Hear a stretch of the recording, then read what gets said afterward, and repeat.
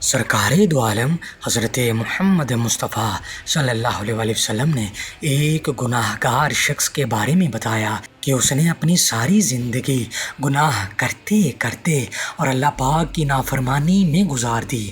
جب اسے لگا کہ اب وہ مرنے والا ہے اور اللہ کا خوف اس پر غالب آ گیا تو وہ شخص اپنی پچھلی زندگی کو یاد کر کے رونے لگا کہ اس نے اپنی ساری زندگی اللہ پاک کی نافرمانی میں گزار دی، اب اس کی بخشش نہیں ہوگی۔ تو اس نے مرنے سے پہلے اپنے بیٹوں کو وصیت کی، جب میں مروں تو میرے جسم کو جلا دینا اور میرے جسم کی راکھ آدھی ہوا میں اڑا دینا اور آدھی راکھ پانی میں بہا دینا، کیونکہ میں نہیں چاہتا میں دوبارہ زندہ کیا جاؤں۔ اگر میں دوبارہ زندہ کیا گیا تو میں اللہ پاک کے سوالات کا جواب نہیں دے سکوں گا، وہ مجھے شدید عذاب دے گا۔ جب اس شخص کا انتقال ہوا تو اس کے بیٹوں نے ایسا ہی کیا، اس کے جسم کو جلا دیا اور اس کی آدھی راکھ کو ہوا میں اڑا دیا اور آدھی راکھ پانی میں بہا دیا۔